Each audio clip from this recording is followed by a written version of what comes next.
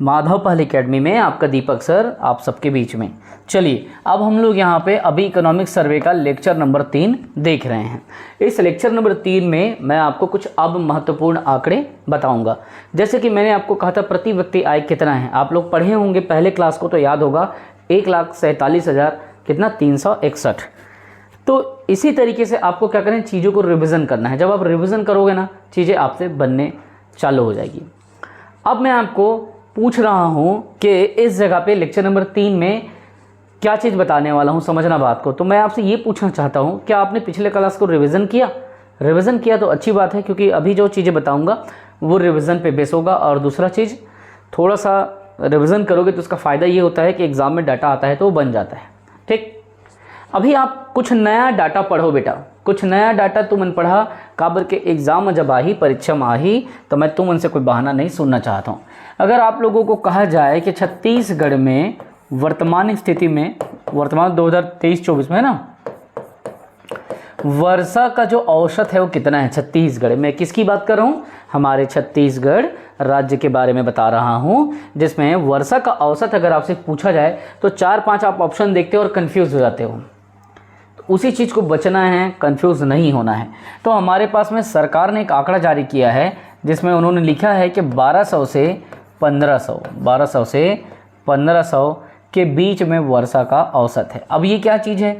जब मैं इसको 1200 में, मतलब यहाँ पे मैं 4 डिजिट में जब मैं पूछ रहा हूँ तो ये क्या होगा? mm होगा, याद रखना, सेंटीमीटर मत लेना है ना, mm में आपको लेना है। तो इतना वर्षा का औसत है जो कि लेटेस्ट डाटा पे बेस है, अर्थात 2024 के जितने भी पेपर आएंगे उसमें लेटेस्ट आंकड़े के रूप में ये पूछे जाने की संभावना रखता है। जबकि कई किताबों में आप देखोगे तो 125 लिखा है, लेकिन आपको क्या करना है, यहाँ से पकड़ना है। 100 मतलब 1200 जो दिख रहा है mm में, सेंटीमीटर में बोल देगा तो 120 सेंटीमीटर, ठीक है, वहाँ से उठाना है। तो ये आपका mm में दिया है, सेंटीमीटर में आप करोगे तो ये कन्वर्ट होकर 120 से 150 हो जाएगा। ठीक, अब जो लेटेस्ट डाटा मैं आपको बता रहा हूँ सिंचाई का बता रहा हूँ, इससे क्वेश्चन आता है। आप लोगों को पता है कि 38% सिंचाई है, लेकिन 38.5 वो पिछले साल में था, अभी लेटेस्ट में चेंज हो गया है, ये हो गया है इतना। ठीक है, तो छत्तीसगढ़ में जो सिंचाई का प्रतिशत है, सिंचाई का जो प्रतिशत है कितना है? 38.84। याद रखेंगे, जबकि इसके पहले 38.75 था, है ना, वो डाटा अब चेंज हो गया है। ये लेटेस्ट डाटा के ऊपर एक अभी स्थिति में, मतलब ऐसा है कि देखिए हमने जो इकोनॉमिक सर्वे में जो डाटा यहाँ पे देखा, राज्य क्या करती है, सरकार एक अनुमान लगाया हुआ आंकड़ा आपके बीच में रखती है।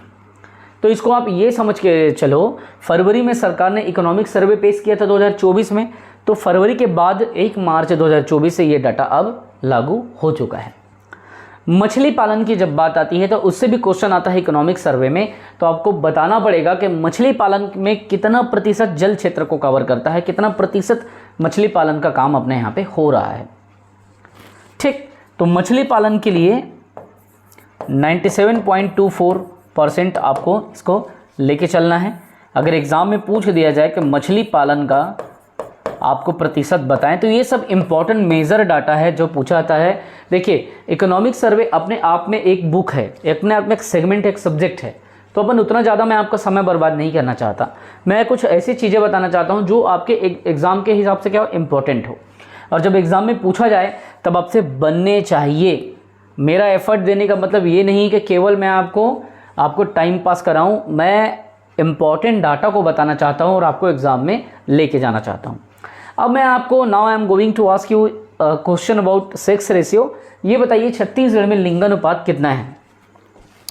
अभी देखो लेटेस्ट में आप लोग पढ़े होंगे छत्तीसगढ़ में लिंगानुपात, पहले तो कुछ और पढ़े होंगे या ये पढ़े होंगे, क्या पढ़े होंगे आपको बताना है। ठीक है, तो ये सब डाटा अभी चेंज हो चुका है, तो इस डाटा को छोड़ दो। अभी लेटेस्ट में छत्तीसगढ़ में जो लिंगानुपात है उससे क्वेश्चन अगर आएगा तब आप कैसे करोगे, कैसे तरीके से डील करोगे लिंगानुपात के क्वेश्चन को। ठीक है, तो फर्स्ट ऑफ ऑल आप लोग ये जानो कि जो लिंगानुपात होता है वो क्या होता है। लिंगानुपात मतलब सेक्स रेशियो, अर्थात अगर आपसे बात किया जाए लिंगानुपात की तो आप यहाँ पे बिल्कुल फ्रेंकली बता देना कि भैया 1000 जो पुरुष है, मतलब जो मेल है, उसमें महिलाओं की संख्या अर्थात किसकी, तो फीमेल की संख्या वो कितनी है छत्तीसगढ़ में। तो ये औसत आपको निकाला जाता है कि 1000 महिलाओं में, ठीक है, कितनी फीमेल अपने पास है, उसी चीज़ को लिंगानुपात कहते हैं। ठीक, पूरे भारत में जैसे केरल आप जानते हो टॉप में रहा है, ठीक है, सबसे बुरा स्थिति में हरियाणा है, लेकिन जब छत्तीसगढ़ की लिंगानुपात की बात आती है तो अभी लेटेस्ट में लिंगानुपात का रेशियो चेंज हो गया है, ठीक है। और आपको अभी छत्तीसगढ़ में जो 2024 में नया जनगणना का आंकड़े आया है, ठीक है, जिसको इकोनॉमिक सर्वे में आया है, वो है 992। तो अगर आपसे कोई पूछ दे कि छत्तीसगढ़ में लिंगानुपात कितना है, देन आपको फ्रेंकली आपको ये चीज़ बताना है। प्लस एक क्वेश्चन आता है कि छत्तीसगढ़ में जो कार्यशील जो जनसंख्या है, जो प्रोडक्टिविटी में अपना योगदान देती है, उसका परसेंट कितना है। तो वैसे स्थिति में आपको बताना है 48.72। तो ये क्या चीज़ है, तो ये है कार्यशील जो पॉपुलेशन है या कार्यशील जो जनसंख्या छत्तीसगढ़ में जो कार्यशील है अर्थात कामों में संलग्न है, कार्यशील है, वो उनकी प्रतिशत बताओ आपको पूछा जाएगा, तब आप बताएंगे 48.72% ये कार्यशील पॉपुलेशन अपने पास में छत्तीसगढ़ में है। तो ये चीज़ें हैं।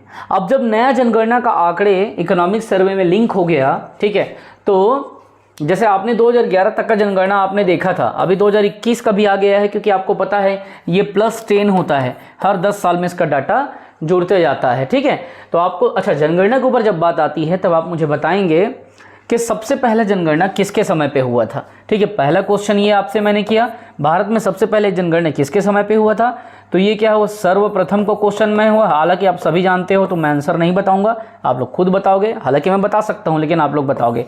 दूसरा क्वेश्चन, नियमित जनगणना किसके समय से चालू हुआ था, ये प्रथम जनगणना किसके समय पे और कब, और दूसरा नियमित जनगणना किसके समय पे और कब, ठीक है। हालांकि मैं जानता हूं लेकिन मैं नहीं बताऊंगा, मैं आपसे पूछ रहा हूं, ठीक। चलिए मैं आपको एक चीज़ हिंट कर देता हूं, डेट आपको बता देता हूं। चलो यार बता ही देता हूँ, फिर आप लोग बोलोगे सर नेट में ढूंढना पड़ेगा, और आप लोग तो तुमन तो अतके काम चोर हो गया लड़का हो कि तुमन कर अतका टाइम नहीं है कि तुमने कर आंसर ढूंढा, वो कर कतका जिन मैसेज करता सर पढ़ाते पढ़ाते क्वेश्चन का आंसर भी बता दिया करो ना, है ना।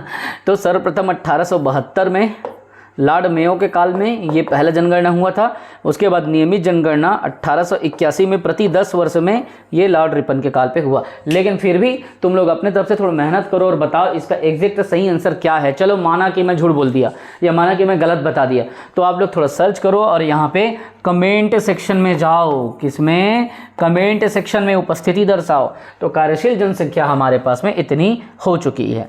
Now I am going to explain you something. अब देखिए यहाँ पे आपको क्या करना पड़ेगा, कुछ चीज़ों को बताना पड़ेगा, ठीक है।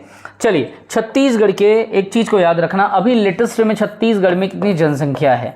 अभी ये जो जनसंख्या है ये 2024 के आंकड़े के आधारित है, जो कि इकोनॉमिक सर्वे में भी ये बात को लिखा गया है, ठीक है। और लेटेस्ट जनसंख्या का डाटा है। जैसे कि आपने पहले देखा था कि हमारा छत्तीसगढ़ में जनसंख्या कितना था, तो 2011 में, ये कब की बात बता रहा हूँ, 2011 में हमारे पास में 2,55,45,198, ये क्या था, ये 2011 का डाटा था। लेकिन अभी परिस्थितियां चेंज हो गई है, अभी जनसंख्या में ग्रोथ हो रहा है, कंटिन्यू जनसंख्या बढ़ते जा रहा है। तो अभी आपको जो जनसंख्या आपको बताना है ये 2024 के हिसाब से आपको जनसंख्या को डील करना है। तो आप बताइए 2024 में जनसंख्या कितनी है।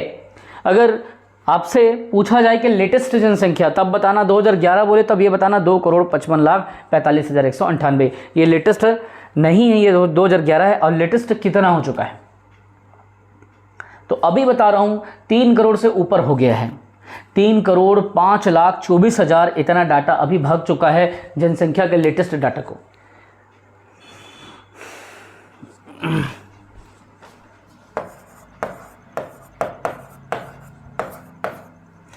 3,05,24,000 इतना जो है ये अभी 2024 में पॉपुलेशन हमारे पास है। अगर आपको कोई पूछ दे कि कितना जनसंख्या, तो हमारे पास में इतनी जनसंख्या हो चुकी है 30524,000 30524 और कितना 000। तो इकाई, दहाई, सैकड़ा, हजार, 10,000, लाख, 10 लाख, करोड़, 3,05,24,000 इतनी जनसंख्या 2024 में अभी हो चुकी है जनसंख्या।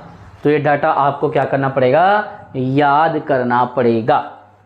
ठीक है, तो ये बेसिक इतना इन्फॉर्मेशन को आपको याद रखना है, जो कि इम्पॉर्टेंट भी है, जो कि क्या है, इम्पॉर्टेंट है। चलिए आगे की क्लास में फिर बताऊंगा, एकदम छोटा छोटा क्लास लूँगा ताकि आप बोर मत हो, और मैं भी आपको बोर करना चाहता नहीं, इसलिए 1-2 क्लास और आपको देता हूँ। जय हिंद, वंदे मातरम, पढ़ते रहें बढ़ते रहें बच्चों।